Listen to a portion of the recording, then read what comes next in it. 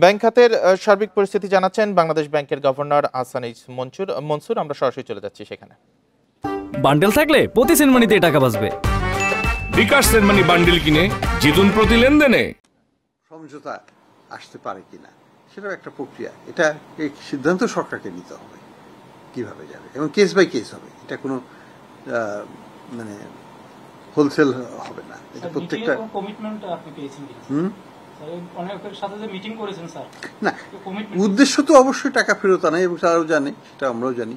আমরা টাকা ফেরত চাই এবং তারা টাকা ফেরত দিতে চাইবে, কিন্তু সেটা তো ইস্যু না। ইস্যুটা হচ্ছে যে এটাকে ডিটারমিন করতে হবে কোর্টে। কোর্ট উইল ডিসাইড যে আমরা যে দাবিটা করছি সেই দাবিটার মেরিটটা ঠিক আছে কিনা, এবং কোর্ট যদি আমাদের পক্ষে হয় তাহলে হবে। আমরা আউট অফ কোর্ট সেটেলমেন্ট হলেও সেটা একটা উপায়, সেটা হতে পারে।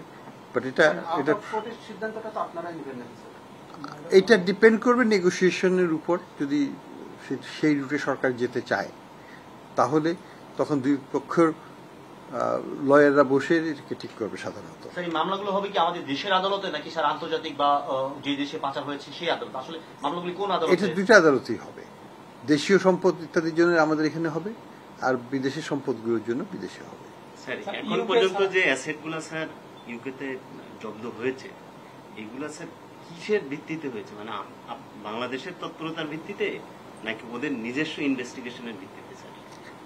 এখানে বাংলাদেশের তৎপরতা হলে সেটা কি স্যার? না, আমাদের তৎপরতা তো আছেই। আমাদের থেকে আমরা তথ্যপাত্র করেছি, আমরা মিউচুয়াল লিগ্যাল অ্যাসিস্ট্যান্সের জন্য রিকোয়েস্ট করেছি। মিউচুয়াল লিগ্যাল অ্যাসিস্ট্যান্স হচ্ছে যে আমি চাচ্ছি তোমরা আমাদেরকে সহায়তা দাও, এবং আমরা সেখানে তাদেরকে সম্পত্তির বিভিন্ন সম্পদের তথ্য দিয়ে দিচ্ছি। বাংলাদেশ থেকে কত টাকা লুট করা হয়েছে, কোন ব্যাংক থেকে কি হয়েছে ইত্যাদি তথ্য দেওয়া হচ্ছে।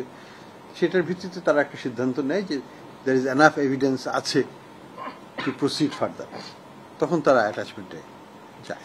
আমরা স্যার একটা জিনিস শুনেছি, খুব শীঘ্রই আরো 2টা অ্যাসেট কি হবে এরকম একটা তৎপরতা চলছে আর কি।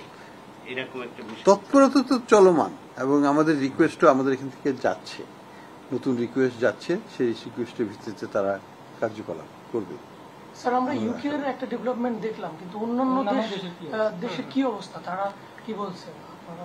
আমাদের পাচারকৃত অর্থ ফেরত আনা এবং ব্যাংক খাতের সার্বিক পরিস্থিতি নিয়ে সাংবাদিকের সাথে কথা বলছিলেন বাংলাদেশ ব্যাংকের গভর্নর আহসান এইচ মনসুর। আমরা সরাসরি যুক্ত ছিলাম সেখানে।